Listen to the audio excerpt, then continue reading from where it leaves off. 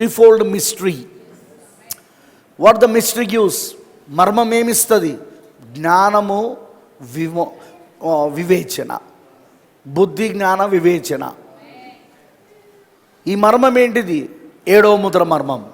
ఏడవ ముద్ర మర్మం ఏంటిది? దేవుని చిత్తం. మన పట్ల దేవుడికున్న చిత్తం.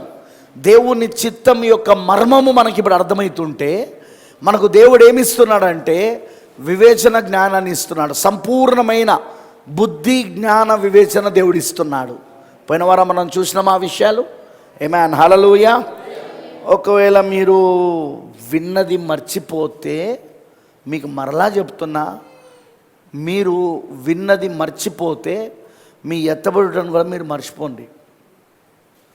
ప్లీజ్, ఎత్తబడుటను కూడా మర్చిపోండి. ఇక మీరు ఎత్తబడరు. ఎందుకంటే వాక్యము ఎప్పుడైనా హృదయం అనే పలకపైన రాయబడాలి. చెప్పబడుతున్న వాక్యం విత్తనమై ఉన్నది. దున్నబడిన హృదయము వలె, సిద్ధపరచబడిన నేల వలె మన హృదయాలు ఉండాలి. దున్నబడిన నేల, సిద్ధపరచబడిన నేల, హృదయం ఉండాలి. అందులో ఈ వాక్య విత్తనం పడినప్పుడు దానికి ఏ ఆటంకం లేదు. కాబట్టి అది ఆ పడిన విత్తనానికి పరిశుద్ధాత్మ వర్షముగా వస్తాడు. ఆయన పరిశుద్ధాత్మ వర్షముగా వచ్చి ఆ వాక్యాన్ని ఏం చేస్తాడు? నీ లోపట ఫలింపజేస్తాడు. ఆయన 100 అంతలుగా, 30 అంతలుగా, 60 అంతలుగా, 100 అంతలుగా. 30 అంతలుగానో అది మార్టిన్ లూథర్ కాలము, ఎందుకంటే వాక్యం పూర్తిగా బయలుపరచబడలేదు. 60 అంతలో అక్కడ అది జాన్ వెస్లీ కాలము, ఎందుకంటే అప్పుడు కూడా వాక్యం సంపూర్ణంగా బయలుపరచబడలేదు. కానీ మనమున్న ఈ కాలము సంపూర్ణమైన వాక్యం బయలుపరచబడింది. కాబట్టి 100 అంతలుగా దేవుడిస్తూ ఉన్నాడు. 100 అంతలుగా ఫలింపజేస్తాడు ఆయన. ప్రవక్త అన్నట్టు వాక్యము మనలో ఏమవుతుందంటే శరీరధార అవుతుంది. వాక్యం మనలో రక్త మాంసములు అవుతుంది. నేను చెప్పేది మీకు అర్థమైందా? సో ద వర్డ్, వాక్యము, నువ్వు ఒకటవుతున్నావు. మరి మొన్న పాస్టర్ ఆశీస్సురాలు గారు కూటాలు మీరు వినుండొచ్చు. చాలా విషయాలు మనం ధ్యానించుకుంటూ వస్తున్నాయే. ఇంకా చాలా విషయాలు దానిలో నేను చెప్పుకుంటూ వచ్చాను. ఇంకా కొత్త విషయాలు కూడా పాస్టర్ గారి ద్వారా దేవుడు మాట్లాడాడు అక్కడ. సో అవన్నీ మీరు వినండి, వాక్యం వినండి, నేర్చుకోండి. ముఖ్యంగా వాక్యాన్ని స్వీకరించండి, వాక్యానికి లోబడండి. అప్పుడు ఆ వాక్యమే మీలో పనిచేయడం మొదలవుతుంది. ఒక వ్యక్తి లోపట వాక్యము పనిచేసేటట్లు చేసేది పరిశుద్ధాత్ముడై ఉన్నాడు. దానికి వాక్యానికి నువ్వు లోబడాలి, వాక్యానికి నువ్వు సమర్పించుకోవాలి, వాక్యానికి నువ్వు పూర్తిగా అర్పించుకోవాలి. అప్పుడు ఆయన నీలో పనిచేయడం మొదలు పెడతాడు ఆయన. అవునంటారా? ఓకే, మనందరము నిలబడి ఉండగా, ఎందుకంటే ఈ 3 మడతల యొక్క మర్మమును మనం చూసుకుంటున్నాము. ద 7th సీల్, 7వ ముద్ర, ఆయన చిత్తము, ఆయన ప్రణాళిక, ఆయన సంకల్పము మనకిప్పుడు తెరవబడింది. 7వ ముద్ర తెరబడుట అంటే ఆయన ప్రణాళిక తెరవబడుట, ఆయన చిత్తము తెరవబడుట. ఇప్పుడు అది మనకి ఇప్పుడు బయలుపరచబడడం వలన మనకి ఏమొస్తుంది? ఆ మర్మం తెలుసుకోవడం వలన సంపూర్ణమైన జ్ఞానము, వివేచన. పౌలు గారు చెప్పాడు కదా, ఇప్పుడు ఆ జ్ఞానము, వివేచన ద్వారానే వధువు వెళ్తూ ఉన్నది. 9 వరాలలో బుద్ధి వాక్యము, జ్ఞాన వాక్యము మరియు వివేచన, ఈ 3 ఈరోజు మర్మములు తెరబడు ద్వారా దేవుడు ప్రతి ఒక్కరికి ఇస్తూ ఉన్నాడు. ఆయన ఒక పాస్టర్కే కాదు, విశ్వాసికి కూడా. నువ్వు భాషలతో మాట్లాడినా మాట్లాడకపోయినా, నువ్వు ప్రవచనాలు చెప్పినా చెప్పకపోయినా, నీకు అద్భుతాలు జరిగినా జరగకపోయినా, కానీ వాక్యం తెరబడు ద్వారా, 7వ ముద్ర తెరబడు ద్వారా నీ దేవుని యొక్క ప్రణాళిక నీ జీవితం పట్ల 7వ ముద్ర అది నీకు తెరబడు ద్వారా, ఆ మర్మం, దేవుని చిత్తమును గురించిన మర్మం నీకు తెరబడు ద్వారా దేవుడు మాత్రం ఖచ్చితంగా నీకు బుద్ధి, జ్ఞానము మరియు వివేచనను ఇస్తా ఉన్నాడు ఆయన. ఎందుకంటే ఈ 3 మనల్ని సాతాను యొక్క తంత్రాలలో, సాతాను యొక్క ఉరులలో మరియు వాడు వేసే వలలో పడకుండా కాపాడుతూ ఉంటాయి. అమనంటారా? వరాలు పరిశుద్ధాత్మ ఇచ్చేవి. ఇవి సంఘమునకు, స్థానిక సంఘానికి ఇస్తాడు ఆయన. అందుకే స్థానిక సంఘములో ఉన్న ప్రతి ఒక్కరూ దేవుడిచ్చే వరం పొందుకోవచ్చు. Praise the lord, hallelujah. So చాలా ఇంపార్టెంట్ విషయాలు నేను మరి అక్కడ చెప్పి ఉన్నాను. మీరు దాన్ని ఇదివరకే ధ్యానించారని నేను అనుకుంటున్నాను. సరే, మనం ఇంకొక లేఖనంలోకి మనం వెళ్దాము.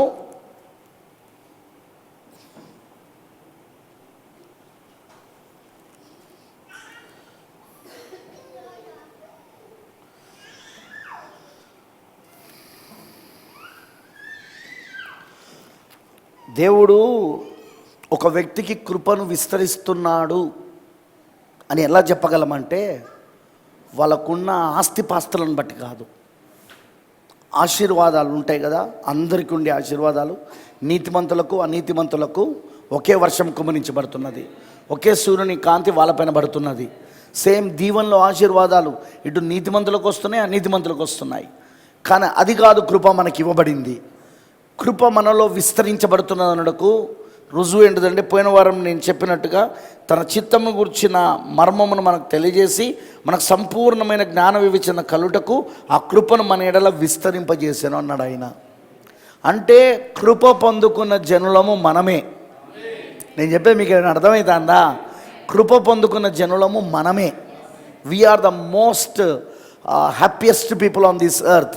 ఈ భూమి పైననే అందరికంటే ఎక్కువ సంతోషకరమైన ప్రజలం మనం. ఎందుకంటే కృప అంటే అది అందరికీ ఇచ్చేది కాదు. అది ఆయన ఎవరిని కరుణిస్తాడో వారినే కరుణిస్తాడు, ఎవరిపైన జాలి చూపించకూడదో వాళ్ళపైనే జాలి చూపిస్తాడు. కాగా పొందగోను వాని యొద్దనైనను ప్రయాసపడు వాని యొద్దనను ఏమీ లేదు, కానీ కరుణించు దేవుని యొద్దనే సమస్తమున్నదన్నాడు. ఈరోజు మనకు కృప కంటే, ఆయన కనికరం కంటే ఇంకా గొప్ప దీవెన ఏమున్నదిగా? ఇప్పుడు ఆ కనికరము, ఆ కృప మనలో విస్తరించబడుతున్న రుజువు ఏంటంటే, రోజు రోజు ఆయన తన చిత్తమును గుర్చిన మర్మమును మనకు తెలుస్తూ ఉన్నది. తన చిత్తం మన పట్ల, తన చిత్తం ఏంటిదో మనకు వాక్యములో ఆయన తెరుస్తూ ఉంటే మన ప్రణాళిక మనకు అర్థమవుతూ ఉన్నది. ఆయన రచించిన ప్రణాళిక, మన జీవితం గురించి ఆయన రచించిన ప్రణాళిక, అది ఇప్పుడు మనకు బయలుపరచబడతా ఉంటే మనకు జ్ఞాన వివేచన, సంపూర్ణమైన జ్ఞాన వివేచన దేవుడు ఇస్తూ ఉన్నాడు ఆయన. ఈ జ్ఞానముతోనే, ఇది పైనుండి వచ్చిన జ్ఞానం, ఇది సైన్స్ నుండి వచ్చిన జ్ఞానం కాదు, ఇది భూమండలంపై ఉన్న జ్ఞానం కాదు, ఇది పరలోక సంబంధమైన జ్ఞానం. ఇది ఈ పరలోక సంబంధమైన జ్ఞానముతో ఆయన నిన్ను నింపినప్పుడు, నీకు ఆ వివేచన ఆయన ఇచ్చినప్పుడు, నువ్వు సాతాను యొక్క తంత్రములలో, సాతాను యొక్క ఉచ్చులో వలలో పడకుండా అది నిన్ను కాపాడుతూ ఉంటుంది. అది ప్రైజ్ లార్డ్, హల్లెలూయా. అదే అందుకే ఈరోజు ఈ మర్మములు మనకు ఆయన బయలుపరుస్తాను. కొలసీలకు రాసిన పత్రిక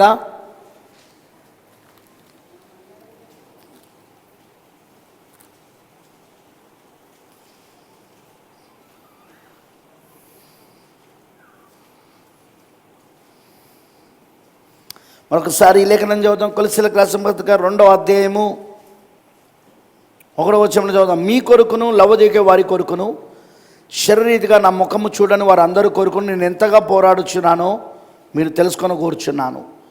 వారు ప్రేమయందు అతకబడి, ప్రేమ అంటే తలరాయి, తలరాయందు అతకబడి సంపూర్ణ గ్రహింపు, తలరాయిని గూర్చిన సంపూర్ణ గ్రహింపు, ప్రేమను గూర్చిన సంపూర్ణ గ్రహింపు. ప్రేమ తలరాయి క్రీస్తై ఉన్నాడు, వాక్యమై ఉన్నాడు. ఆదికాండం మొదలుకొని ప్రకటన గ్రంథం వరకు క్రీస్తై ఉన్నాడు, వాక్యమై ఉన్నాడు. అమ్మనంటారా? అందుకే ప్రవక్త ఏమంటాడంటే, సంపూర్ణ గ్రహింపు యొక్క సకలైశ్వరము కలిగిన వారై దేవుని మర్మమై ఉన్న క్రీస్తును స్పష్టముగా తెలుసుకున్న వారై తమ హృదయంలో ఆదరణ పొందవలనని వారందరి కొరకు పోరాడుచున్నాను. అఫ్కోర్స్ ఇది పోరాటం అని మన అందరికీ తెలుసు.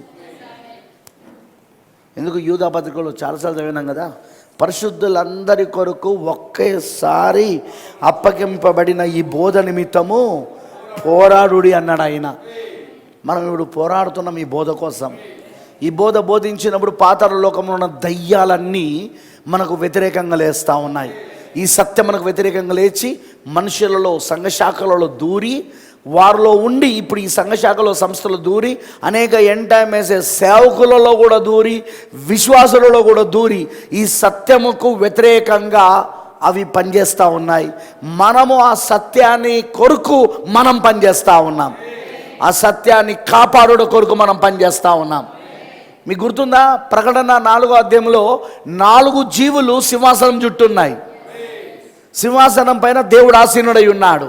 ఈ 4 జీవులు ఏమన్నాడు ప్రవక్త? ఒకటి సింహము, 2వది ఎద్దు, 3వది మనుషుని ముఖం అంటే ముఖం కలది, 4వది ఎగురుచున్న పక్షిరాజు. కరెక్టేనా అండి? 4 జీవులు ఉన్నాయా? మరి ప్రవక్త ఏమన్నాడు? 4 సువార్తలు అన్నాడు. అవి మత్తయి సింహము, మార్కు ఎద్దు, లూకా మనుషుని ముఖమని ముఖము, మరియు యోహాను ఎగురుచున్న పక్షిరాజు. ఈ 4 జీవులు అపోస్తల కార్యం, సింహాసనం ఎక్కడుందంటే అపోస్తల కార్యంలో ఉన్నది. ఈ 4 జీవులు అపోస్తల కార్యాన్ని, 4 సువార్తలు ఏం చేస్తా ఉన్నాయి? కాపాడుతూ ఉన్నాయి, అక్కడ కావలు కాస్తా ఉన్నాయి అక్కడ. అదేవిధంగా బ్రతపరమంటాడు 7 సంఘకాలలో చూస్తే మొదటి 3 సంఘకాలాలు ఎఫెసీ, స్ముర్న, పెర్గమ, అది సింహం కాలమై ఉన్నది, సింహం అభిషేకమై ఉన్నది. తర్వాత 4వది థియోతైరా, అది ఎద్దు కాలమై ఉన్నది, హతసాక్షుల గ్రంథం. హతసాక్షులైంది అప్పుడే కదా, అక్కడ మనం అప్పుడేగా మనం చూస్తున్నది. ఎంతమంది హతసాక్షులు అయ్యారని రాశాడు చెప్పండి, చెప్పాలా నాకు? ఎంతమంది క్రైస్తవులు చంపబడ్డారు? 6 మిలియన్లు, 60 లక్షల క్రైస్తవులు చంపబడ్డారు. అది రికార్డుల ఫాక్సెస్ బుక్ ఆఫ్ మ్యాటియర్స్, అదే హతసాక్షుల గ్రంథం. ఫాక్సెస్ అనే వ్యక్తి రాసినాడు ఆ సమయంలో, చరిత్రకారుడు. రికార్డు లేని ఎన్నో మనకు తెలియదుగా. మీరు గమనిస్తే అది ఏంటిది? థియోతెర సంకాలం ఏంటిది? హతసాక్షుల కాలం. అదే ఎద్దు ఎప్పుడు కూడా సాక్రిఫైస్, ఎప్పుడు కూడా బలి అర్పణ. తరువాత మనం చూస్తే ఇప్పుడు 5, 6, 7 సంఘకాలాలు. 5, 6, 7 ఏంటిది? అది సార్దీసు, ఫిలదెల్ఫియా, లవోదికియా. లవోదికియాలో అది 1906 నుండి 1946 వరకు అది పెంతెకోస్తు కాలమై ఉన్నది. అది కూడా 3వ జీవి కిందికే వస్తుంది. అదే మనుషుని ముఖం వంటి ముఖము కలిగిన అభిషేకం కలుగున్నది ఆ 3 సంఘకాలలో. కానీ ఎప్పుడైతే 1946లో పక్షిరాజు ప్రవక్త విలియం బ్రాన్హామ్ రంగంపైకి వచ్చాడో, అదిగో ఇప్పుడు 4వ జీవి ఎగురుచున్న పక్షిరాజు అభిషేకం ప్రారంభమైంది. అమనంటారా? సరిగ్గా మనం ఇప్పుడు ఎక్కడున్నాం? మనము ఎగురుచున్న పక్షిరాజు. ముద్రల దగ్గరకు వచ్చినప్పుడు మొదటి ముద్ర మొదటి జీవి, 2వ ముద్ర 2వ జీవి, 3వ ముద్ర 3వ జీవి, 4వ ముద్ర 4వ జీవి. మొదటి ముద్ర ఏంటిది? అది తెల్లని గుర్రంపై క్రీస్తు విరోధి స్వారీ చేస్తున్నాడు. వాడిని ఎదుర్కోవడానికి ఎవరు బయలుదేరారు? సింహం బయలుదేరింది. కరెక్టేనా? 2వ ముద్ర ఏంటిది? ఎర్రని గుర్రంపై క్రీస్తు విరోధి సవారీ చేస్తూ ఉన్నాడు. అడ్డొచ్చిన వాళ్ళందరినీ వాడు హతం చేసుకుంటూ పోయాడు. అదే 4వ సంకాలం, థియోతెర సంకాలం. అదేంటిది? అదిగో అదే మనం చూస్తున్న 2వ జీవి. ఆ క్రీస్తు విరోధిని ఎదుర్కోవడానికి వచ్చిన 2వ జీవి ఎవరు అంటే అదే ఎద్దు అయి ఉన్నది. అక్కడ ఎద్దు అభిషేకం పనిచేసింది. 3వది అదిగో నల్లని గుర్రంపై వాడు స్వారీ చేస్తూ ఉన్నాడు. ఏంటిది? నల్లని గుర్రం. అప్పుడేంటిది? 3వ జీవి ఏంటిది? అక్కడ 3వ ముద్రలో అది నల్లని గుర్రంపై క్రీస్తు విరోధి స్వారీ చేస్తున్నాడు. 3వ జీవి వాడిని ఎదుర్కొన్నది కదా. ఎందుకంటే అక్కడ 4 జీవులు రమ్మని పిలుస్తూ ఉన్నాయి. మీరు చదవండి ముద్రలలో, ప్రతి ముద్ర తెరవబడినప్పుడు రమ్ము అని, వచ్చి చూడుము అని అది ఒక్కొక్క జీవి పిలుస్తూ ఉన్నది. ఇప్పుడు 3వ ముద్రలో మనం చూస్తే అదిగో క్రీస్తు విరోధి నల్లని గుర్రంపై స్వారీ చేస్తున్న వాడిని ఎదుర్కోవడానికి దేవుడు మనుష్యుడి ముఖమని ముఖం కలిగిన అభిషేకం ఇచ్చాడు ఆయన. ఇక 4వ ముద్ర తెరవబడినప్పుడు మొదటి 3 రంగులు, తెలుపు, ఎరుపు, నలుపు, ఈ 3 కూడా మిశ్రమము చేయబడినప్పుడు వచ్చిన గుర్రమే పాండురవనపు గుర్రము. అదిగో దాన్ని ఎదుర్కోవడానికి దేవుడు ఇచ్చింది ఏంటంటే 4వ జీవి ఎగురుచున్న పక్షిరాజు. ఇప్పుడు మనం ఎక్కడున్నాం? మనం ఇప్పుడు ఎగురుచున్న పక్షిరాజు. గుర్తుంచుకోండి, మొదటి 3 జీవులు భూ సంబంధమైనవి. సింహము భూ సంబంధమైందే, ఎద్దు భూ సంబంధమైనదే, మానవుడు భూ సంబంధమైనదే. కానీ 4వ జీవి పరలోకానికి సంబంధించింది, అది ఆకాశం సంబంధించింది. అది ఆమేనంటారా? మరియు మీరు చూస్తే మొదటి 3 జీవులు అవి పుట్టినప్పుడు పాలు తాగుతాయి. కరెక్టేనా కాదా? కానీ సింహమైన పాలు తాగుతుంది, తర్వాత మనుష్యుడైన పాలు తాగుతాడు, ఎద్దు కూడా పాలు తాగుతుంది. కానీ 4వ జీవి పక్షిరాజు అది పుట్టినప్పుడు పాలు తాగదు. అది దానికి ఏం కావాలి? మాంసం, తాజా ఆహారం. మాంసం, రక్తం. ఆహారము రక్తము 2 కావాలి దానికి. అవునా కాదా? అందుకే దానికి అప్పుడే హతము చేయబడిన, అప్పుడే వేటాడబడి హతము చేయబడిన ఫ్రెష్ కిల్, నూతనంగా అప్పుడే తాజాగా ఉన్న మాంసము రక్తము దానికి కావాలి. ఆమేన్. అందుకే మనం ఎవరము? మనము పక్షిరాజు పిల్లలం. మనం పక్షిరాజు పిల్లలం అంటే మనం పాలు తాగుతామా? వాక్యంలో పాలు తాగుతామా? లేదు లేదు లేదు, బలమైన ఆహారం మనకు. బ్రదర్, మనం పుట్టుడే బలమైన ఆహారం తింటూ పుడుతున్నాం. మనం పుట్టినది మొదలుకొని బలమైన ఆహారం తినడమే మనకు అలవాటు. మాంసమును తినడము, రక్తమును త్రాగడము, అది మన అలవాటు. అది ఎందుకు అంటే దేవుడు ఆ విధంగా ఇచ్చాడు. ఆమేన్, హల్లెలూయా. అందుకే ప్రేమని దేవుని పిల్లలారా, ఈ రోజున మనం ఏదైతే కలుగున్నామో దాన్ని మనం గ్రహించాలి ఈ రోజున. ఆమేనంటారా? అందుకే ఇక్కడ కొలస్సీకి రాసిన పత్రికలో క్లియర్గా పౌలు గారు చెప్తా ఉన్నాడు, మనం పోరాడుతున్నామని చెప్తా ఉన్నాడు. ఎందుకు? క్రీస్తును స్పష్టంగా తెలుసుకున్న వారమై, దేవుని మర్మమైన క్రీస్తును, సంపూర్ణ గ్రహింపు యొక్క సకల ఐశ్వర్యం. అరే, ఈ వాక్యం గురించి సంపూర్ణ గ్రహింపు కలిగి ఉండడమే సకల ఐశ్వర్యాలు కలిగి ఉండడం. మన దగ్గర కార్లు ఉండొచ్చు, మన దగ్గర బిల్డింగ్లు ఉండొచ్చు, మన దగ్గర డబ్బులు ఉండొచ్చు, మన దగ్గర దాని ఏమంటారు ఆస్తిపాస్తులు ఉండొచ్చు, పొలాలు ఉండొచ్చు. అది కాదు మన సకల ఐశ్వర్యం. మన సకల ఐశ్వర్యం ఏంటంటే దేవుడు మనకు ఇదిగో ఈ సంపూర్ణమైన వాక్యాన్ని మనకు బయలుపరుస్తూ ఉన్నాడు. పోయిన వారం చెప్పినట్టు తన చిత్తమును కూర్చిన మర్మమును ఆయన మనకు బయలుపరుస్తూ ఉన్నాడు ఆయన. అందుకే మనం సకల ఐశ్వర్యం గల వారుగా ఉన్నాం ఈ రోజున. ఆమేన్ అండ్ ఆమేన్. అది ఈరోజు మన స్థితి. Let's pray. ప్రభు అయిన దేవా, చదవబడిన నీ వాక్యంలో నుండి నువ్వు మరొక్కసారి మాతో మాట్లాడు ప్రభువా. మాకు కావలసిన వర్తమానము నేడు మాకు దయచేయి.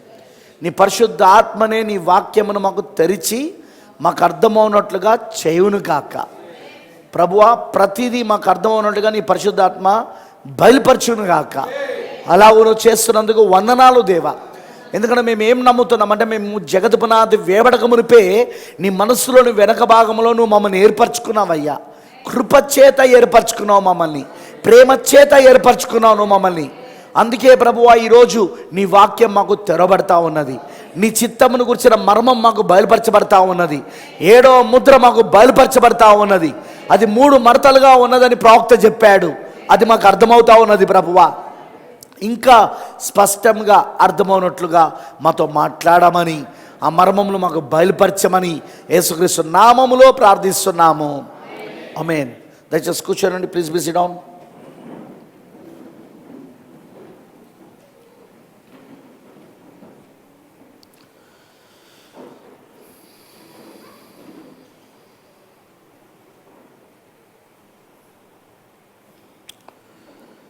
We are going to see some of the things. కొన్ని విషయాలు మనం చూడబోతున్నాము. May the Holy Spirit open to us. పరిశుద్ధాత్మ మనకు తెరిచును గాక. ఈ విషయాలను గ్రహించినట్లుగా పరిశుద్ధాత్మ మనకు చేయును గాక. ఆమేన్, హల్లెలూయా.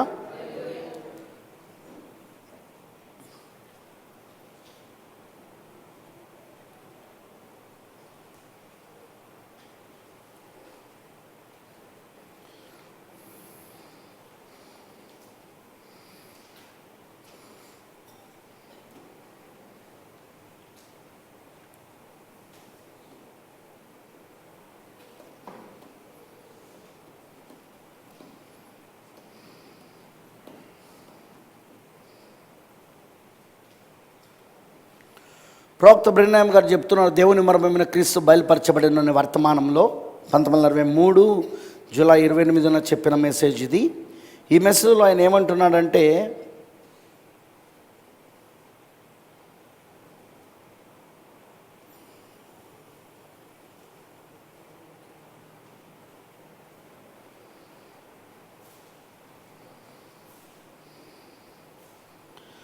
మొదటిదిగా ఈ 7వ ముద్ర దేవుని మర్మమైన క్రీస్తు.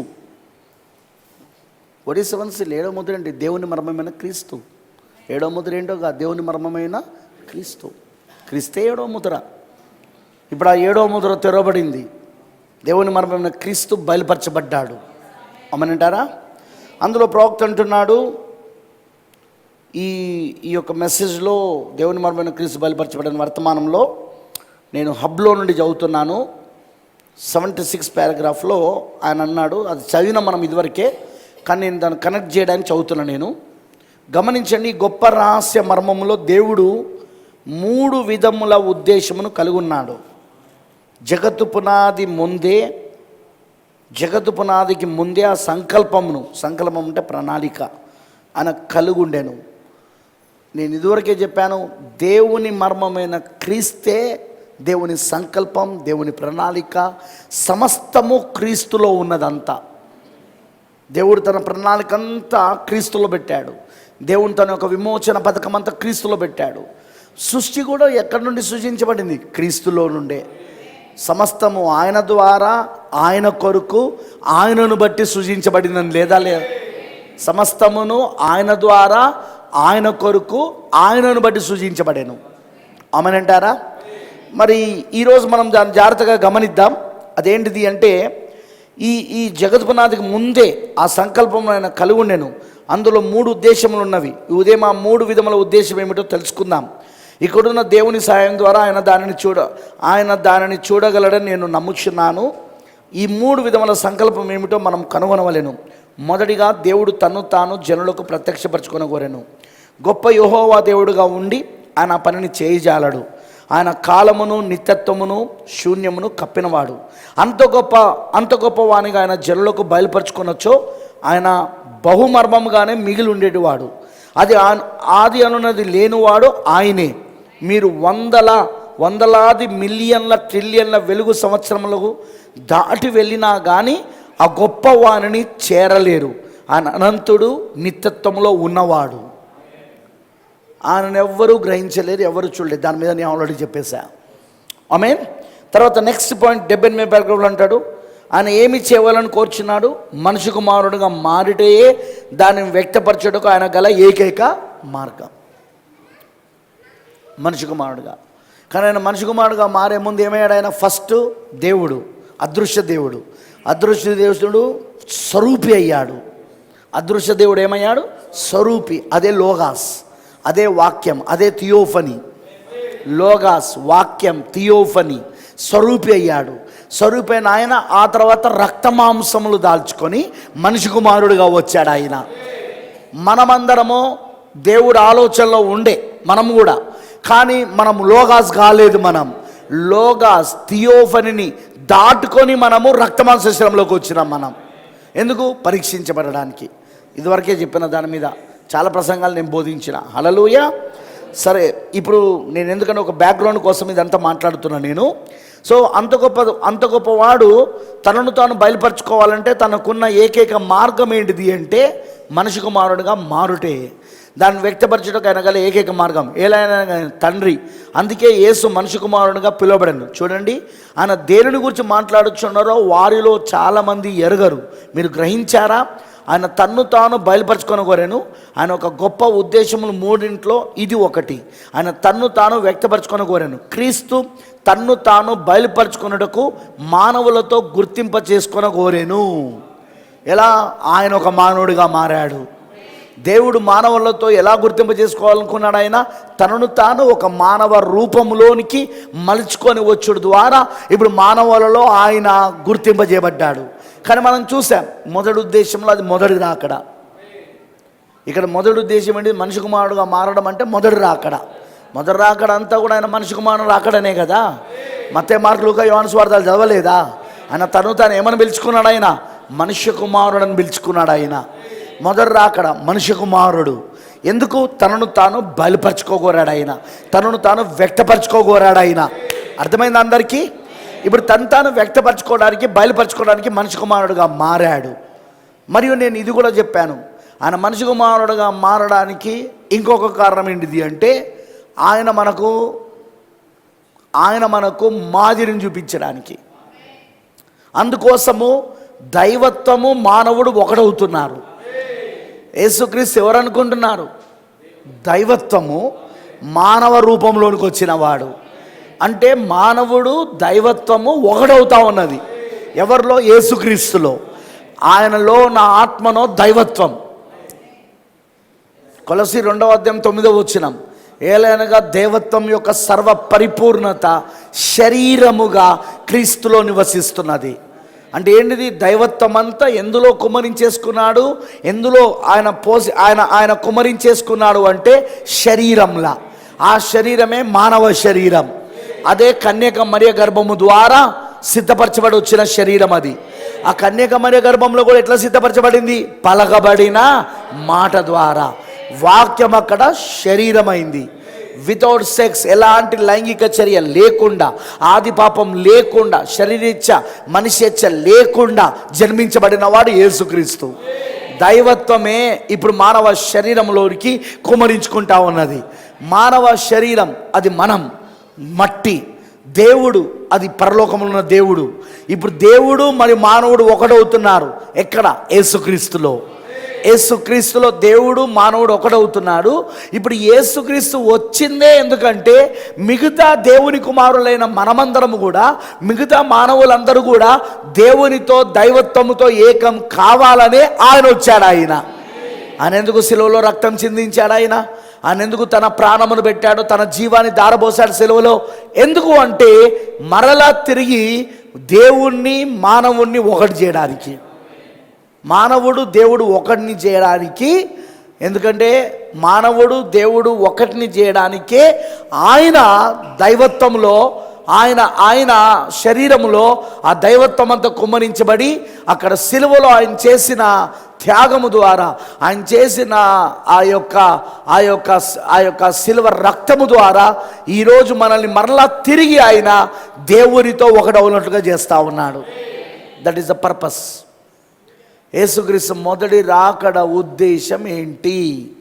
మళ్ళీ మానవుణ్ణి దేవుణ్ణి ఒకటి చేయాలి.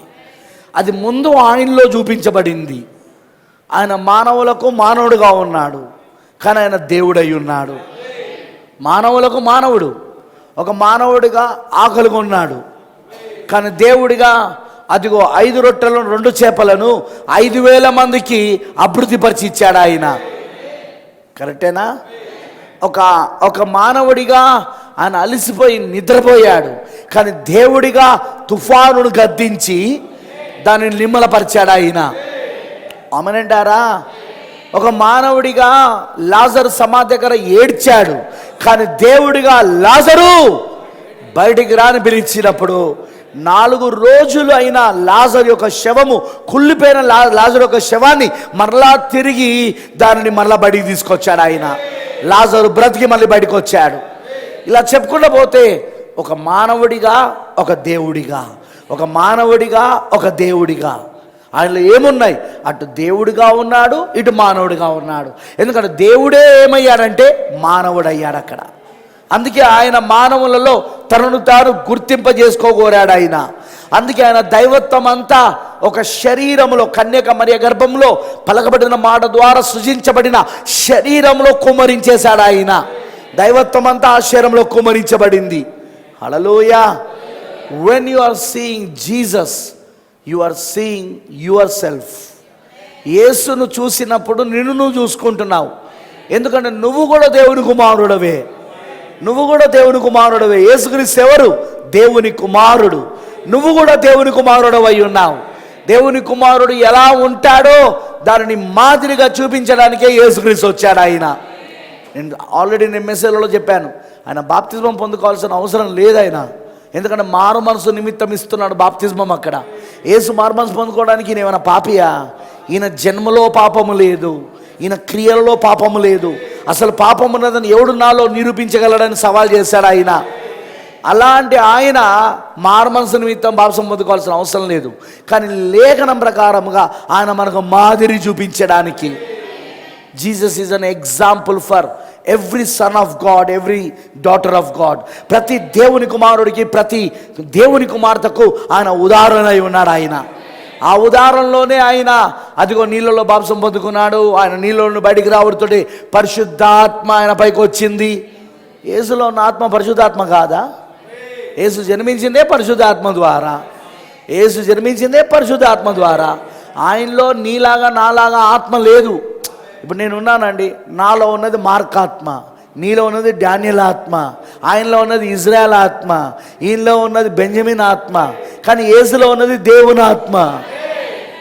యేసు ఎవరు? దేవుని ఆత్మ. దైవత్వం దేవుని ఆత్మ. దేవుని ఆత్మ వేరు, యేసు వేరు కాదు. అక్కడ యేసే దైవత్వమే శరీరమైంది అక్కడ.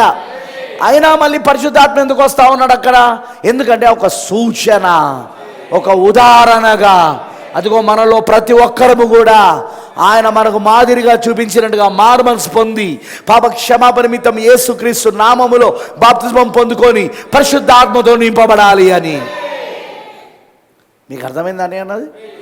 డూ యు నో, మీకు తెలుసా యేసు జీవితంలో ఎక్కువ శాతం ఆయన మనకు మాదిరే చూపించుకుంటూ వచ్చాడు ఆయన. అవునండి, ఆయన జీవితం ఎక్కువ మాదిరి జీవితం, ఎగ్జాంపుల్. అందుకే ఒక దేవుని కుమారుడు ఎలా ఉంటాడో ఆయన స్పష్టంగా చూపించాడు. దేవుడే దేవుని కుమారుడై చూపించాడు. దేవుడే దేవుని కుమారు అవతారంలో వచ్చి దేవుని పిల్లలందరికీ చూపించాడు దేవుని కుమారుడు ఎట్లుంటాడు అనేది. మీకు అర్థమవుతుందా? అందుకే బ్రదర్ బెన్నామ్ని కూడా, అది కూడా చెప్పిన నేను, బ్రదర్ బెన్నామ్ని కూడా, ఎందుకంటే మొదటి రాకడ ఉద్దేశం ఏంటిది? మనందరినీ యేసులాగా మార్చడం. ఇప్పుడు యేసులాగా మారింది ఎవరు? మొదటిగా ప్రథమ ఫలం ఎవరు మన కాలంలో? William Marrion Branham. రెండవ రాకడలో ప్రథమ ఫలముగా ఉన్నవాడు విలియం బ్రెన్నామ్. పరిపక్వత చెందిన పనగా ఉండి అల్లాడించబడిన వాడు విలియం బ్రెన్నామ్, జనులపైన అల్లాడించబడిన వాడు. ఇప్పుడు అందుకే చాలామంది ఆయనను చూసి పొరపాటు పడ్డారు. ఏమనంటే, ఇదిగో ఈయన యేసుక్రీస్తు కాదు, యేసుక్రీస్తు లాంటి దేవుని కుమారుడు. యేసుక్రీస్తు వచ్చిందే ఆయన తనలాంటి కుమారులను తీసుకురావడానికి. ఇప్పుడు గోధుమ భూమిలో నాటినప్పుడు ఇప్పుడు ఏంటిది అసలు? ఎందుకు నాటిండు? ఏ గోధుమనైతే నువ్వు భూమిలో నాటినవో అలాంటి గోధుమలే మళ్ళీ అది ఆ చెట్టు తీసుకురావాలని. ఇప్పుడు మరి యేసుక్రీస్తు గోధుమ గింజనేగా. మరి గోధుమ గింజ ఎందుకు చనిపోయింది? ఇంకా అనేకమైన గోధుమ గింజలు తీసుకురావాలని. యేసుక్రీస్తు దేవుని కుమారుడేగా. ఆయన ఎందుకు చనిపోయాడు? తనలాంటి అనేకమైన దేవుని కుమారులను తీసుకురావాలని. ఆ మొదటి రాకడ ఉద్దేశం అది. ఇప్పుడు రెండవ రాకడలో నెరవేర్పైతుంది అది. రెండవ రాకడలో నెరవేర్పైతుంది అది. మొదటి రాకడలో ఏది సాధించాలని, ఏ లక్ష్యముతో, ఏ ఉద్దేశంతో యేసుక్రీస్తు వచ్చి అక్కడ సిలువలో రక్తం చిందించాడో, ప్రాణమును పెట్టాడో, జీవాన్ని దారబోస్తాడో, అది ఇప్పుడు రెండవ రాకడలో దాని ఫలితమును అది పొందుకుంటా ఉన్నాడు ఇప్పుడు ఆయన. దాని ఫలితం ఏంటిదంటే ఆయన లాంటి దేవుని కుమారులు, ఆయన లాంటి దేవుని కుమార్తెలు. హల్లెలూయా! సృష్టి యావత్తు దేవుని కుమారుల ప్రత్యక్షత కొరకు ఎదురు చూస్తూ ఉన్నది. అవునా కాదా అండి? సృష్టి యావత్తు దేవుని కుమారుల ప్రత్యక్షత. ఎలాంటి దేవుని కుమారులు? అదిగో యేసుక్రీస్తు లాంటి. యేసుక్రీస్తు వాస్తవంగా దేవుని కుమారుడు కాకముందు ఆయన దేవుడై ఉన్నాడు ఆయన. కానీ దేవుడే దేవుని కుమారుడు అయ్యాడు. Praise the Lord. ఎందుకు? మనకు మాదిరి చూపించడానికి, మనకు ఉదాహరణ చూపించడానికి. ఏమాన్ ఏమాన్. అందుకే ఆయనకు సృష్టి లోబడింది. అందుకేనా సముద్రంలో ఉన్న గాలులు అణిచివేయబడ్డాయి. అందుకేనా హల్లెలూయా ఆయన మాట పలికితే అక్కడ ఆ కార్యాలన్నీ జరుగుకుంటూ వచ్చినాయి. సువార్తలలో ఆమెనంటారా?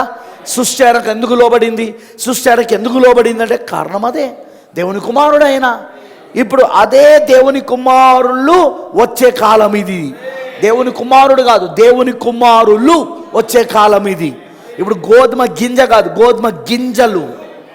చనిపోయింది ఒక గింజనే, కానీ వస్తున్నది విస్తారమైన గింజలు. ఆమెనంటారా? అలా మొదటిగా పరిపక్వత చెందిన వాడే విలియం మ్యారియన్ బ్రెన్నామ్, దేవుని కుమారుడు ఆయన. నెక్స్ట్ ఎవరు? మనమే. ఎందుకంటే ఇప్పుడు ఆయన అల్లాడించబడ్డాడు కదా ఆయన. ఇప్పుడు మిగతా పనులు కూడా ఏం కావాలి? మిగతా పంట కూడా ఏం కావాలి? ఆయనలాగా దేవుని కుమారులుగా పరిపక్వతలోనికి రావాలి. సృష్టి దాని కొరకే ఎదురు చూస్తూ ఉన్నది. ఏ మ్యాన్ అన్న ఏ మ్యాన్. మరి నేను ఆల్రెడీ చెప్పాను, ఈ సృష్టిని సృజించినప్పుడు ఆదికాండం 1లో పలకబడిన మాట ద్వారా సృజించి, ఆ పలకబడిన మాట యొక్క అధికారాన్ని తన రూపంలో, తన పోలికలో సృజించుకున్న దేవుని కుమారుడైన, మొదటి దేవుని కుమారుడైన ఆదాముకి ఇచ్చాడు ఆయన. ఆదాము దీనికి ఏలికగా ఉన్నాడు, పరిపాలకుడుగా ఉన్నాడు, రాజుగా ఉన్నాడు, మరియు చిన్న దేవుడుగా ఉన్నాడు. అమెచ్యూర్ గాడ్, చిన్న దేవుడు. సృష్టి ఆయన మాటకు లోబడేది. ఇప్పుడు అక్కడి నుండి ఆదాము పాపం చేయడం వలన ఈ సృష్టి, ఈ భూమి సాతాను చేతిలోకి వెళ్ళిపోయింది. మళ్ళీ సాతాను చేతిలో ఉన్న ఈ భూమి సృష్టి మూలుగుతున్నది. ఏమని మూలుగుతున్నది? మరలా దేవుని కుమారులు ఎప్పుడు ప్రత్యక్షమవుతారా, మళ్ళీ సాతాను చేతిలో నుండి మేము ఈ భూమి విడిపించబడి ఎప్పుడు తిరిగి దేవుని చేతులలోనికి వస్తుందా, వాళ్ళు ఎప్పుడు మమ్మల్ని పరిపాలిస్తారా అని ఎదురు చూస్తున్నది. మొదటి రాకడ ఫలితము కోసం ఎదురు చూస్తుంది. ఆ మొదటి రాకడలో ఫలితములో ఫస్ట్ వచ్చింది ఎవరంటే విలియం బ్రెన్హామ్ గారు. ప్రథమ ఫలముగా వచ్చాడు ఆయన. కానీ ఇప్పుడు మిగతా వాళ్ళందరూ కూడా రావాల్సి ఉన్నది. ఇప్పుడు ఆయన దేవుని కుమారులు. అందుకే విలియం బ్రెన్హామ్ ఎవరంటే దేవుని కుమారుడు. నువ్వు నేను ఎవరంటే దేవుని కుమారులము. హల్లెలూయా. మొదటి రాకడ ఇక్కడ మనం చదువుతున్నట్టు మొదటి రాకడ, మొదటి ఉద్దేశం దేవుడు తన్ను తాను జనుల మధ్యలో ప్రత్యక్షపరచుకోగోరాడు. ఎందుకు తాను ఎందుకు ప్రత్యక్షకోరాడు? ఇగో ఇదంతా కథ. ఇప్పటిదాకా నేను చెప్పిందంతా ఆ ఉద్దేశాన్ని నెరవేర్పు చేయడానికి దేవుడు క్రీస్తుగా తనను తాను బయలుపరుచుకున్నటకు మానవులతో గుర్తింపజేసుకొని కోరాడు ఆయన. అదే మొదటి రాకడ. ఇప్పుడు రెండవది ఏంటిది? ఆయన తన విశ్వాసుల శరీరంలో ప్రధాన భాగముగా ఉండగోరాను. ఆయన తన వధువులో జీవించగోరను, తన జనులలో జీవించగోరాను. ఇది ఎప్పుడు జరుగుతుంది? రెండవ రాకడలా. క్రీస్తు వస్తేనేగా రెండవ రాకడలో ఆయన మనలో దైవత్వం అంతా మళ్ళీ మనలో. ఈసారి ఒక్క శరీరం కాదు, ఈసారి అనేక సభ్యులు కలిగిన శరీరం. మొదటి రాకడలో ఒక శరీరం, కానీ ఇప్పుడు అనేక అవయములు, అనేక భాగములు, అనేక సభ్యులు కలిగిన సంఘం అనే శరీరం ఇది, వధువు అనే శరీరం ఇది. ఆమెనంటారా? ఇదేంటిది? రెండవ రాకడ. ఈ రెండవ రాకడలో ఏం చేస్తున్నాడు ఆయన? ఇప్పుడు తనను తాను తన వధువులో కుమరించుకుంటున్నాడు. మొదటి రాకడ ఏంటిది? దైవత్వం యొక్క సర్వ పరిపూర్ణత శరీరంగా క్రీస్తులో కుమరించుకొనుట. అదే మనం చూస్తున్నది కొలసి 2:9 చెప్పబడిన లేఖనం. ఇప్పుడు రెండవ రాకడ ఏంటిది? మళ్ళీ క్రీస్తులో ఉన్న దైవత్వం అంతా శరీరముగా తన వధువులో, తన సంఘములో కుమరించుకొనుట. అయితే ఇప్పుడు రెండవ మడత మర్మం ఏంటిది? క్రీస్తు విశ్వాసుల శరీరంలో ప్రధానత్వమును కలుగుండగోరాడు. ప్రధాన భాగముగా ప్రధానత్వము. ఇప్పుడు ప్రధానత్వము కలుగుండగోరాడు. వధువులో ఆయన జీవించగోరాడు, తన జనులలో జీవించగోరాడు ఆయన. అలా ఆయన చేయాలంటే ఏం చేయాలి? ఆయన తనను తాను మనలో కుమ్మరించుకోవాలి. నేను ఇదివరకే చెప్పాను, ప్రతి కాలంలో దేవుడు కుమ్మరించుకున్నాడు, కానీ కొంతనే చెప్పాను. గుర్తుందా మీకు? కొంత భాగం మాత్రమే. దేవుని 7 ఆత్మలు, ఒకే ఆత్మ 7 భాగాలు. దేవుని 7 ఆత్మలు అంటే 7 లేరు అక్కడ, ఒక్కడే. కానీ ఒకే ఆత్మ, కానీ ఆయన 7 ఆత్మలుగా 7 భాగాలుగా ఉన్నాడు ఆయన. అందుకే ఆయన 7 సంఘకాలాలలో ఆయన ఏం చేసుకుంటూ వచ్చాడు అంటే ఒక్కొక్క భాగాన్ని కుమ్మరించుకుంటూ వచ్చాడు ఆయన. కానీ కరెక్ట్గా ఈ కాలంలో రెండవ రాకడ, రెండవ మడత యొక్క మర్మం జరుగుతున్న కాలంలో ఆయన ఏం చేశాడు? ఇప్పుడు మొత్తం దేవుని ఆత్మలంతా కూడా, మొత్తం గాడ్ స్పిరిట్, దేవుని ఆత్మ అంతా, దైవత్వం అంతా కూడా ఇప్పుడు పూర్తిగా ఇప్పుడున్న చివరి కాలంలో ఉన్న ఈ వధువులో కుమరించుకుంటున్నాడు ఆయన. ముందు అది ప్రవక్త విలియం బ్రెన్హామ్ గారిలో కుమరించుకున్నాడు, ఆ ఒక్క శరీరంలా. ఎందుకంటే ప్రవక్త ఎప్పుడు సంఘానికి సూచన అయి ఉన్నాడు. ప్రవక్తకి ఏం జరుగుతుందో సంఘానికి కూడా అదే జరుగుతుంది కాబట్టి ముందు ఆయనను సూచనగా పెట్టాడు. ఇప్పుడు ఆ విలియం బ్రెన్హామ్లో కుమ్మరించుకున్నట్టుగానే ఇప్పుడు ఆయన అనేక సభ్యులు కలిగిన క్రీస్తు వధువు అనే శరీరములో ఆయన కుమ్మరించుకుంటా ఉన్నాడు. ఇప్పుడు ఆయన విశ్వాసుల శరీరంలో ఆయన జీవించకూడుతున్నాడు ఆయన. అది రెండవ రాకడ. ఇక్కడ ఉన్నది జస్ట్ 5 minutes. ఇంకా రాలేదుగా బ్రదర్? వచ్చారా? రాలే. అయితే ఆదాము అవ్వలను ఆయన ఎందుకు ఆ విధంగా ఉండలేదు? 8వ పారాగ్రాఫ్ చూడండి. ఆదాము అవ్వలలో ఆయన అలాగూ జీవించను, కానీ పాపం వారిని వేరు చేశాను. ఇప్పుడు దాని పొందు మార్గం ఉన్నది. దీని గురించి ఆలోచించితేనే నాకు గొప్పగా ఉన్నది. దేవుని ఉద్దేశం ఏమిటో చూచారా? అయితే ఆదాము అవ్వలు ఆయన ఎందుకు ఆ విధంగా ఉంచలేదు? అలాగైతే ఆయన ఎన్నడూనూ తన సంపూర్ణతను పూర్తి లక్షణములను వ్యక్తపరిచి ఉండగలిగేవాడు కాదు. ఇప్పుడు ఆదామవ్వలు ఆయన చేయొచ్చు, ఎందుకంటే ఆదామవ్వలు పాపం లేకుండా పుట్టినోళ్ళు కదా. 6వ దినమున చివరిగా సృజించబడింది ఎవరు? ఆదామవ్వలు. ఎలా సృజించబడ్డారు? పలకబడిన మాట ద్వారా. కరెక్టేనా? ఇప్పుడు ఆ పలకబడిన మాట ద్వారా దేవుని రూపంలో దేవుని పోలికలో సృజించబడిన ఆ మొదటి దేవుని కుమారుడు, ఆ మొదటి దేవుని కుమార్తెలో దేవుడు తనను తాను కుమ్మరించుకొని అలా జీవించవచ్చు కదా. ఆయన కుమ్మరించుకున్నాడు వాళ్ళు కూడా, మరి అలానే జీవించి ఉండొచ్చు కదా. కానీ దేవుడు ఉద్దేశం చెప్పానుగా మీకు. దేవుడు ఉద్దేశం ఏంటిది? ఆయన తన గుణలక్షణాలన్నిటినీ తన పిల్లలకు, తన సంపూర్ణతను, తన పూర్తి గుణలక్షణములను వ్యక్తపరచగోరాడు ఆయన. ఇప్పుడు ఆదాముకు అవ్వకు దేవుడు తండ్రి మాత్రమే, రక్షకుడు కాదు, స్వస్థపరచువాడు కాదు. వింటున్నారా? ఎందుకంటే వాళ్ళకి రక్షకుడు అక్కర్లేదు. పాపం చేయకముందు వాళ్ళకి రక్షకుడు అవసరమా? వినబడతలే. నీకు నాకు కావాలి ఇప్పుడు. ఎందుకంటే మనం పుట్టుడే పాపములో పుట్టినాం. తల్లి గర్భంలో రూపించబడిందే పాపములో రూపించబడ్డాం. పుట్టుడే పాపములో పుట్టినాం. కానీ ఆదాము పుట్టుడే పలకబడిన మాట, వాక్యం ద్వారా దేవుని రూపంలో, దేవుని పోలికలో దేవుని కుమారుడిగా పుట్టాడు. అక్కడ ఆయనకు రక్షకుడు ఎందుకు? ఇక ఆయనకు స్వస్థత ఎందుకు? ఇక చూడండి, పాపముతో జతపరచబడినది రోగం. పాపం వచ్చినాకనే రోగం వచ్చింది. అంతకుముందు రోగం ఎక్కడిదండి? అంతకుముందు వ్యాధి ఎక్కడిది? అంతకుముందు మరణం ఎక్కడిది? పాపము వచ్చినాకనే వ్యాధి వచ్చింది, రోగాలు వచ్చినాయి, మరణం వచ్చినాయి. అవునా కాదా? ఆదాముకు అవన్నీ లేవు. ఆదాము వాళ్ళకి ఇద్దరికి అవన్నీ లేవు, వాళ్ళిద్దరికీ. కానీ ఇప్పుడు దేవుడు ఏం కోరాడంటే తన సంపూర్ణతను, తన పూర్తి గుణలక్షణాలను తను వ్యక్తపరచాలనుకున్నాడు ఆయన. ఇప్పుడు వాళ్ళకైన తనను తాను రక్షకుడిగా చూపించగోరాడు, తనను తాను స్వస్థపరచువాడిగా. ఆమేన్. తనను తాను అదిగో వారికి తన యొక్క హృదయములో వారికి మొదటి స్థానం ఉన్నదని చూపించగోరాడు. తనలో అనేక గుణలక్షణాలున్నాయి. స్వస్థపరిచే గుణలక్షణం, రక్షకుడనే గుణలక్షణం, అదేవిధంగా ఆయనలో అద్భుతాలు చేసే గుణలక్షణం, ఆశ్చర్యకరం చేసే గుణలక్షణం. కరెక్టేనా? ఎన్నో గుణలక్షణాలు. ఫర్ ఎగ్జాంపుల్ చెప్తున్నా, 7 మిశ్రమమైన నామములు, విమోచన నామములు, 7 redemptive compound name, 7 redemptive compound names. ఏంటిది? యెహోవా జైరా, యెహోవా ఈరే, యెహోవా షమ్మా, యెహోవా రఫా, యెహోవా నిస్సి, యెహోవా సిద్కేను, యెహోవా రా. కరెక్టేనా?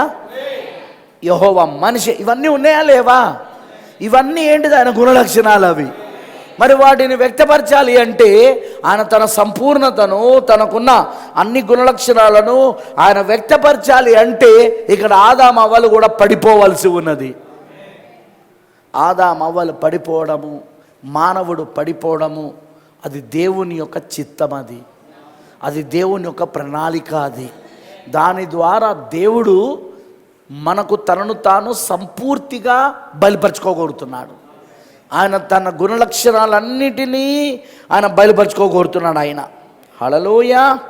తనలో ఉన్న గుణలక్షణాలు, తనలో ఉన్న పూర్తి గుణలక్షణాలు, సంపూర్ణతను ఆయన మనకు వ్యక్తపరచుకొని మనలో నివసించగోరుతున్నాడు ఆయన. ఎందుకంటే చాలామంది అడుగుతుంటారు, దేవుడు ఎట్లావో ఆదాము అవ్వలను తన రూపంలో తన పోలికలో సృజించి వాళ్ళని భూమిపైన పెట్టారు కదా, మరి దేవుడు ఎందుకు వారిలోనే నివసించలేదు, వారిలోనే ఎందుకు ఉండలేదు? ఎందుకు అంటే ఆయన తన పూర్తి గుణలక్షణాలను మనకు బయలుపరచుకోవాలనుకున్నాడు. ఆయన తన పూర్తి గుణలక్షణాలు. ఈరోజు దూతలకు, పడిపోయిన దూతలకు కాదు నేను అన్నది, పడిపోకుండా పరలోకంలో ఉన్న దూతలు ఎవరైతే ఉన్నారో దేవుడి పక్షమున, మిఖాయేలు పక్షమున, ఆ దూతలకు ఆయన రక్షకుడు అన్న సంగతి తెలియదు. ఆ దూతలకు తెలుసా? ఆ దేవదూతలకు, ఆ శరాపులకు, ఆ కెరూబులకు ఆయన రక్షకుడు, ఆయన స్వస్థపరచువాడు, ఆయన యెహోవా రఫా, ఆయన స్వస్థపరచువాడు, ఆయన యెహోవా ఈరే సమకూర్చువాడు, యెహోవా షమ్మా ధ్వజము కలిగినవాడు, యెహోవాయే ధ్వజమై ఉన్నాడు. ఇవన్నీ ఏమన్నా తెలుసా వాళ్ళకు? వినపడతలా? They don't know. వాళ్ళకు ఒకటే తెలుసు, సృష్టికర్త.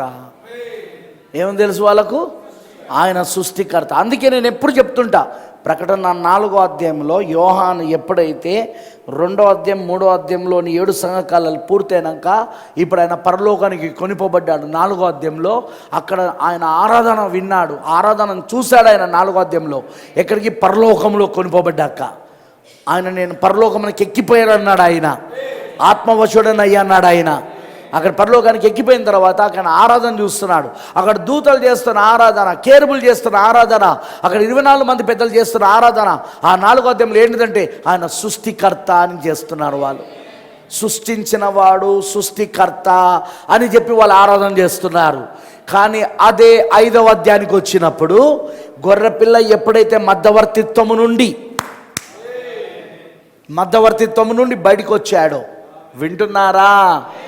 ఆ సింహాసనం నుండి, మధ్యవర్తిత్వం నుండి బయటికి వచ్చి ఆ సింహాసనాసనం వాని యొక్క కుడి చేతిలో ఉన్న ఆ 7 ముద్రల గ్రంథాన్ని తీసుకున్నాడు. ఇప్పుడు ఆరాధన మారిపోయింది 5వ అధ్యాయంలో. ఈసారి ఆరాధన దూతలుగా చేసేది. అక్కడ దూతలు కేవలం స్వరాలు కలుపుతా ఉన్నారు. మరి చేసేది ఎవరంటే అదిగో అక్కడ వధువు చేస్తూ ఉన్నది. అక్కడ 24 మంది పెద్దలు చేస్తూ ఉన్నారు. ఏమని? నువ్వు రక్తం ఇచ్చి మమ్మల్ని కొన్నావు. ఓ గొర్రెపిల్ల, నీవే అర్హుడవి, నీవే యోగ్యుడవి, నీవే ఆ గ్రంథమును తీసుకున్నకు యోగ్యుడవి, దాని ముద్రలు విప్పుడకు యోగ్యుడవి. ఎందుకు? నువ్వు మమ్మల్ని రక్తం ఇచ్చి కొన్నావు. నువ్వు మమ్మల్ని నువ్వు విమోచించావు. ఈ పాటలు దూతలు పాడలేరు. ఎందుకు పాడలేరంటే వాళ్ళకి తెలియదు, అది మనకు తెలుస్తుంది. దూతలు ఏం చేయగలరు? మనం పాడతా అంటే మనతో స్వరం కలపగలరు వాళ్ళు. దూతలు, దేవదూతలు మనం పాడుతూ ఉంటే మన యొక్క విమోచన గీతాలు ఏవైతున్నాయో, విమోచన పాటలు, కీర్తనలు ఏవైతున్నాయో ఆ 5వ అధ్యాయంలో, ప్రకటన 5వ అధ్యాయంలో అక్కడ వాళ్ళు చేస్తున్నారు చూడు. పరలోకపు సమూహం అంతా, అక్కడున్న దూతలు, కెరాబులు, శరాపులు కేవలము ఆ గానములతో స్వరములు కలుపుతున్నారు అంతే. మీకు అర్థమైందని అన్నది? That's true. దేవుడు ఏం చేయగోరాడు అంటే 2వ ఉద్దేశంలో 7వ ముద్రలోని 3 మడతలలోని 2వ మడత యొక్క ఉద్దేశంలో ఆయన తనను తాను బయలుపరచుకోగోరాడు. ఆయన తన పూర్తి గుణలక్షణాలను బయలుపరచుకోవాలనుకున్నాడు, తన సంపూర్ణతను బయలుపరచుకోవాలనుకుంటున్నాడు. మరియు ఆయన వారిలో జీవించగోరాడు, వారిలో తన దైవత్వమునంతా కుమ్మరించగోరాడు. ఆయన, నేను చెప్పేది మీకు ఏమైనా అర్థమవుతుందా? వారిలో ఆ దైవత్వం అంతా కుమ్మరించగోరాడు ఆయన. That is the purpose of the second fold. 2వ మడత యొక్క ఉద్దేశం అది. 2వ మడత యొక్క ఉద్దేశం అది 2వ రాకడ. అది ఆ ఉద్దేశం జరగాలంటే 2వ రాకడ జరగాలి. అది ఛాలెంజ్, నేను సవాల్ చేస్తున్నాను. ఆయన మనలో జీవించాలంటే ఆయన రావాలి కదా. ఆ దేవుని 7 ఆత్మలు మనలోకి రావాలి కదా. ప్రవక్త ఇదే మెసేజ్ ఏమన్నాడు? మొదటి రాకడ ఏంటిదని చెప్పాడో తెలుసా? దైవత్వం యొక్క సర్వపరిపూర్ణత శరీరముగా క్రీస్తులో కుమరించుకోవడం. ఇప్పుడు 2వ రాకడ ఏంటో తెలుసా? దైవత్వం యొక్క, క్రీస్తులో ఉన్న దైవత్వం అంతా ఇప్పుడు శరీరముగా తన వధువులో కుమరించుకోవడం. ఇక్కడ కొంత భాగం కూడా కాదు. మళ్ళీ సంఘకాలాలలో ఆయన కొంత భాగాన్ని కుమరించుకున్నాడు. దేవుని 7 ఆత్మలు 7 సంఘకాలాలలో ఒక్కొక్క భాగంగా కుమరించుకున్నాడు ఆయన. కానీ చివరి కాలంలో వచ్చిన ఈ వధువు దగ్గరకు వచ్చినప్పుడు మాత్రం సంపూర్ణమైన ఆత్మ నింపుదల, మొత్తం దేవుని 7 ఆత్మలు ఇప్పుడు వధువులో కుమరించబడతాయి, పెళ్లి కుమార్తెలో కుమరించబడతాయి. అది జరగాలంటే ఏం జరగాల? రాకడ కాదా? సంపూర్ణమైన క్రీస్తు రావడమే రాకడ కదా. 1963లో ఏం జరిగింది? రాకడ. ఏంటి అది? ఆ ఏడుగురు ఎవరు? వాళ్ళు 7 దూతలు, 7 దేవుని యొక్క 7 ఆత్మలవి. ప్రవక్త ఒక మెసేజ్లో వాళ్ళు 7 సంఘకాల దూతలు అన్నాడు. ఒక మెసేజ్లోనో ప్రవక్త అది దేవుని 7 ఆత్మలు అన్నాడు ఆయన. ఎందుకంటే ఒక్కొక్క దూతలో, ఒక్కొక్క సంఘకాల దూతలో ఒక్కొక్క దేవుని ఆత్మ వ్యక్తపరచబడుకుంటూ వచ్చింది. అందుకే ఇప్పుడు ఏం జరుగుతున్నది, మొత్తం ఏడు ఆత్మలు ఏవైతున్నాయో దేవుని ఆత్మ 7 ఆత్మలుగా విభజించబడిందే, ఆ దేవుని ఆత్మ సంపూర్ణతలో ఇప్పుడు వధువులో కుమ్మరించుకుంటా ఉన్నాడు. 1963 అందుకే ఆయన వచ్చాడు, ఆయన బలిష్ఠుడైన వేరొక దూతగా పరలోకము నుండి. ఈ మధ్యలో ఒక ఆయన బోధిస్తున్నాడు, ఆయన ఇంకా దిగొస్తూనే ఉన్నాడట 63 నుండి. No no no no no no wrong బోధ. ఆయన ఇంకా 63 నుండి దిగొస్తుడు కాదు ఇది. ఆల్రెడీ ఒక పాదము సముద్రం మీద, ఇంకో పాదము భూమి మీద మోపాడని ఉందా లేదా అక్కడ? ఆల్రెడీ ఒక పాదం సముద్రం మీద, ఇంకో పాదం భూమి మీద మోపాడా లేదా ఆయన? ఇంకా దిగొచ్చుడేది 63 నుండి. ఆయన దిగొచ్చి ఆర్భాట వర్తమానముతో దిగొచ్చి ఆర్భాట వర్తమానముని ఇచ్చి, నెక్స్ట్ ప్రధాన దూత శబ్దాన్ని, అదే మృతుల పునరుద్ధానము, వధువు 7 సంఖ్యలను వధువు మృతి చెందిన వధువు లేపబడము, థర్డ్ దేవుని బూర, అదే ట్రంపెట్, కరెక్టేనా? Trumpet of God. ఆ దేవుని బూరలో ఇటు సజీవంగా నిలిచిన మనము కూడా మార్పు చెంది, అటు నిద్రించిన వాళ్ళు కూడా లేపబడి, దేవుని బూరలో మనము మధ్యాకాశంలో ఆయనను విందు కోసం కలుసుకోవడానికి వెళ్ళబోతున్నాం మనం. ఇలాంటి తప్పుడు బోధలు కొన్ని ఉన్నాయిలే మెసేజ్లో. అసలు Christ is the mystery of God revealed.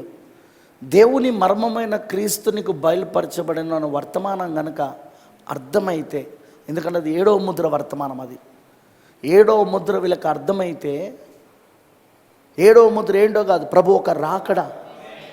7వ ముద్ర ఏంటి? ప్రభు ఒక రాకడ. ఆ రాకడలో 3 ఉద్దేశాలు ఉన్నాయి. మొదటి రాకడ, రెండవ రాకడ, మూడవ రాకడ. 3 రాకడలలో 3 ఉద్దేశాలు ఉన్నాయి. మొదటి ఉద్దేశము ఇప్పటిదాకా విన్నాం. రెండవ ఉద్దేశం ఇప్పుడే విన్నాం. తన యొక్క వధువులో జీవించగోరుతున్నాడు, తన విశ్వాసుల శరీరంలో ప్రధానమైన వాడిగా ఉండగోరుతున్నాడు. ఆయన ప్రథమ స్థానం, ప్రధానమైన వాడిగా. కరెక్టేనా? ఇప్పుడు ఇక చివరిది, ఇంకా వాళ్ళు రాలేదు, ఇప్పుడు చివరిది 3వది చూద్దాం. ఆయన ఏమంటున్నాడో, ఆయన ఇది పూర్తి చదువుదాం. అయితే ఆదాము వలన నేను ఎందుకు ఆ విధంగా ఉంచలేదు, అలాగైతే ఆయన ఎన్నడూనూ తన సంపూర్ణతను పూర్తి లక్షణములను వ్యక్తపరిచి ఉండి కలిగేవాడు కాదు. ఆయన తండ్రి అన్నమాట సత్యమే, కానీ ఆయన రక్షకుడు కూడా ఉన్నాడు. ఆయన రక్షకుడని నీకెట్లా తెలియను అని మీరు అడుగుదురు, నాకు అనుభవం ఉన్నది. అదే ఇప్పుడు నువ్వు రక్షకుడని గాబ్రియల్ దూతని అడిగితే అనుభవం లేదు. దేవుడు రక్షకుడు, గాబ్రియల్ దూత అవునా అంటే అవును అంటాడు. నీకేమైనా తెలుసా అంటే నాకు తెలియదు. ఎందుకంటే గాబ్రియల్ దూత పాపంలో పడలేదు, గాబ్రియల్ దూతను మళ్ళీ దేవుడు విమోచించలేదు, దేవుడు రక్షించలేదు. మిఖాయేలుకు తెలియదు, గాబ్రియల్ తెలియదు. వింటున్నారా? శరాపులకు తెలియదు, కానీ మనకు తెలుసు. ఈరోజు మనకు అనుభవం ఉందా లేదా? ఆయన రక్షించాడా లేదా మనల్ని? పాపములో పడి ఉన్న మనల్ని రక్షించాడా లేదా? వినపడతలేదు నాకు. ఈరోజు ఇక్కడ ఎందుకున్నాను? ఆయన రక్షించాడు కాబట్టి ఇక్కడ ఉన్నాం. లేకపోతే సినిమాల్లో ఉండేటోళ్ళం, ఐమాక్స్ థియేటర్లో ఉండేటోళ్ళం మనం, లేకపోతే బ్రాండీ షాప్లో ఉండేటోళ్ళం, బార్ అండ్ రెస్టారెంట్లా, అవునా కాదా? లేకపోతే క్లబ్లో ఉండేటోళ్ళం మనం, నైట్ క్లబ్లా, అవునా కాదా? Why are you here? నువ్వు ఎందుకున్నావు ఇక్కడ? ఆయన నిన్ను రక్షించాడు. అది ఆ పాప సంబంధమైన కూపంలో నుండి లేపాడు ఆయన. ప్రవక్త అంటున్నాడు, ఆయన రక్షకుడని నీకెట్లు తెలియనని మీరు అడుగుదురు, నాకు అనుభవం ఉన్నది కనుక అది చెప్పేదాను. చూసారా ఆయన రక్షకుడు, దాన్ని ఆయన వ్యక్తపరచుకోవలసి ఉన్నాడు. అయితే ఎలాగో ఆయన దాన్ని చేయగలడు? క్రీస్తు ద్వారానే. ఆయన కుమారుడు ఎట్లు కాగలడు? క్రీస్తు ద్వారానే. ఆయన స్వస్థపరచువాడు ఎట్లు కాగలడు? క్రీస్తు ద్వారానే. చూడండి, అన్ని సంగతులు ఆ ఒక్క యేసుక్రీస్తు అనే వ్యక్తిలోనే ఇమిడి ఉన్నాయి. ప్రైజ్ ది లార్డ్, హల్లెలూయా. అర్థమైన రామ చెప్పండి, అర్థమైంది అందరికీ? దైవత్వం యొక్క సంపూర్ణత శరీరరీత్యగా క్రీస్తునందు బయలుపరచబడెను. తర్వాత ఇప్పుడు చదువుతాను నేను, ఇదొక్కటి చదువుదాం. 81వ పారాగ్రాఫ్. దానిని నేను ఆలోచించుచుండగా శాఖలు తెర మరుగవుచున్నవి, అంటే దృశ్యంలో నుండి వెళ్ళిపోతున్నాయి సంఘ శాఖలు. ప్రతిదీ అదృశ్యమవుచున్నది. చూసారా, దేవుని ఒక గొప్ప ఉద్దేశం నాకు కనబడుచున్నది. ఆయన తన్ను తాను బయలుపరచుకొనుచున్నాడు. దైవత్వం యొక్క సంపూర్ణత శరీరీత్యా క్రీస్తునందు బయలుపరచబడాను. అది మొదటి ఉద్దేశం, అది మొదటి రాకడ. తర్వాత దైవత్వం యొక్క సర్వ పరిపూర్ణతను శరీరరీత్యా జనులలోనికి తెచ్చుటకై ఆయన ప్రధాన స్థానమును కలుగుండవలేను. అధికారిగాను నాయకునిగాను ఉండకూర్చున్నాడు ఆయన. అంటే ఇప్పుడు దైవత్వం అంతా సర్వపరిపూర్ణత ఇప్పుడు ఎవరిలో కుమరించబడతా ఉన్నది? రెండవ రాకడలో శరీరరీత్యగా ఆయన జనుల్లో, ఆయన పిల్లల్లో, ఆయన వధువులో. ఎందుకట? ఆయన ప్రధాన స్థానాన్ని కలిగి ఉండాలనుకుంటున్నాడు. ప్రధాన స్థానం మన లోపట. ఆయన మనకు అధికారిగా ఉండగోరుతున్నాడు, నాయకుడిగా ఉండగోరుతున్నాడు. ఒకవేళ ఇలా అనుకో, బ్రదర్ మీ నాయకుడు ఎవరు? క్రీస్తే. బ్రదర్ నీ అధికారి ఎవరు? క్రీస్తే. బ్రదర్ నీవు మొదటి స్థానం ఎవరికి ఇస్తున్నావు? క్రీస్తుకే. ఎందుకు? ఆయన ఇప్పుడు తనను తాను నీలో కుమరించుకున్నాడు. ఆయన దైవత్వం యొక్క సర్వ పరిపూర్ణత ఇప్పుడు నీలో కుమరించబడతా ఉన్నది, వధువులో కుమరించబడతా ఉన్నది, వధువులో ఉన్న ప్రతి సభ్యుల్లో కుమరించబడతా ఉన్నది. అదే రెండవ రాకడ. ఆ ఉద్దేశం ఏంటో మనకి ఇప్పుడు అర్థమవుతా ఉన్నది. ఆమేన్, హల్లెలూయా. అర్థమైనదంతా రామ చెప్పండి. ఇక మూడో ఉద్దేశానికి వచ్చినప్పుడు, ఆదామవ్వలు పాపం వలన ఏదోను తోటను, ఏ రాజ్యాన్ని పోగొట్టుకున్నారో మరలా తిరిగి ఆ ఏదోనులోనికి నిన్ను తిరిగి పునర్దించుట, తిరిగి ఆ రాజ్యములో నిన్ను అధికారిగా, నాయకుడిగా, దేవుడిగా పెట్టుట, రాజుగా పెట్టుట. అది దానికి మళ్ళీ ఏం కావాలి? మూడో రాకడ. అది ఇప్పుడు జరగదు కదా, ఈ భూమి పైన జరుగుతుందా? ఇది పాపముతో నిండున్న భూమి. ఇది మొత్తము పంచభూతములు, 5 ఎలిమెంట్స్ ఏమైనాయి? కలుషితమైపోయినాయి. భూమి, నీరు, ఆకాశము, నిప్పు, గాలి కలుషితం అయిపోయినాయా లేవా? వినపడతలే నాకు? అయిపోయినాయా లేవా? వీటిని శుద్ధీకరించకుండా దేవుడు ఎలా ఈ భూమి పైన మనం రాజులుగా పెడతాడు? ఆయన చెడిపోయిన ఈ భూమి, నాశనమైపోతున్న ఈ భూమి, చెడిపోయిన భూమి, కలుషితమైపోయిన భూమి, కలుషితమైపోయిన ఈ సృష్టిని, దీనికి మనల్ని దేవుడు ఏలమని పెడతాడా? పెట్టాడు. ఏం చేస్తాడు ఆయన? ముందు దీన్ని శుద్ధీకరిస్తాడు ఆయన. అందుకు ఏం చేయాలి? మూడవ రాకడ. 3 ఉద్దేశాలు, 3 రాకడలు. 7వ ముద్ర, 3 ఉద్దేశాలు, 3 మడతలు, 3 ఉద్దేశాలు, 3 రాకడలు. 7వ ముద్ర అంటేనే ఆయన రాకడ. 7వ ముద్ర అంటేనే ఏంటి చెప్పండి? ఆయన రాకడ. ఆయన రాకడకు వర్తమానికుడు ఎవరు అంటే విలియం బ్రెన్నర్. Let's pray. ప్రార్థించుకుందాం.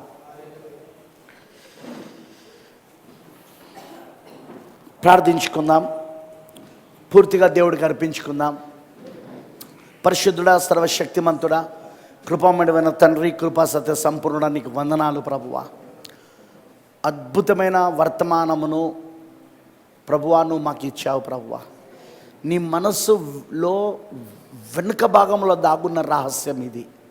జగత్తు పునాది వేయబడక మునిపే నువ్వు వెనుక భాగంలో దాచుంచిన రహస్యం.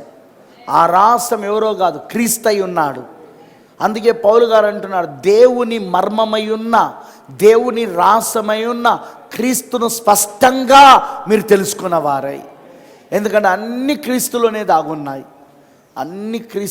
దాగున్నాయి. ఆ మర్మమంతా క్రీస్తులోనే దాగున్నది. ఇప్పుడు ఆ క్రీస్తే మాకు తెరవబడ్డాడు. ఆ క్రీస్తే మాకు ఇప్పుడు బయలుపరుచుకుంటున్నాడు. ఆ క్రీస్తే మాకు ఇవన్నీ కూడా బయలుపరుస్తున్నాడు ఆయన. లార్డ్ జీసస్ ప్రభువైన యేసు, ఇక్కడ నీ పిల్లలందరికీ కృప చూపించయ్యా. ఖచ్చితంగా ఇవి అర్థమవునట్లుగా సహాయం చేయి. ఈ ప్రణాళిక అర్థం కాకుండా ఒక వ్యక్తి దైవత్వంలోనికి మారలేడు. మానవుడు దేవుడు ఒకటైనప్పుడే ఆ మానవుడు దైవత్వముతో నింపబడిన ఆ మానవుణ్ణి ఆయన కొనిపోతాడని బైబిల్ చెప్తా ఉన్నది. ఇది యేసుక్రీస్తు కలిగిన సంపూర్ణతకు సమానమైన సంపూర్ణత కలిగి ఉండాలి ప్రభువా. మేమిప్పుడు ప్రభువా, భూమిలో ఏ విత్తనం అయితే నాటబడుతుందో ఆ విత్తనమే మళ్ళీ చెట్టు పైన కనబడుతుంది, అనేక రెట్లు కనబడుతుంది.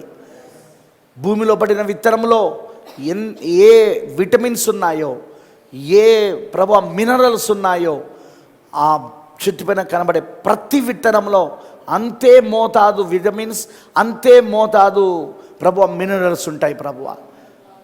ఆ భూమిలో పడిన విత్తనము ఏ రుచి, ఏ రంగు ఉంటుందో చెట్టుపై ఉన్న ప్రతి ఒక్క విత్తనం కూడా అదే రుచి అదే రంగు ఉంటుంది.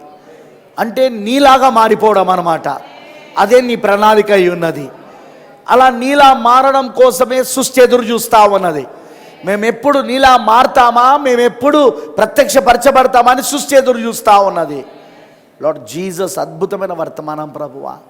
ఈ మర్మములన్నీ మాకు అర్థమైనట్లు చేస్తున్నావు. ఇవన్నీ మాకు బయలుపరుస్తున్నావయ్యా. కేవలం నీ కృప ద్వారా మాత్రమే. వచ్చిన నీ పిల్లలందరినీ దీవించు, ప్రతి ఒక్కరిని నువ్వు ఆస్వాదించు, ప్రతి ఒక్కరిని నువ్వు బలపరచు దేవా.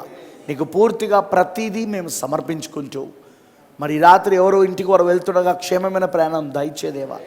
కావలసిన వెహికల్ సీట్లను సకాలంలో దయచేయి. నీ రాకపోకలను యెహోవా నీకు తోడేంటన్న వాగ్దానం చెప్పిన తోడుగా ఉండు, క్షేమంగా నువ్వు నడిపించమని ప్రతిదీ నీకు సమర్పిస్తూ యేసుక్రీస్తు నామములో ప్రార్థిస్తున్నాము. Amen. God bless you all. దేవుడి మీద దీవించును గాక.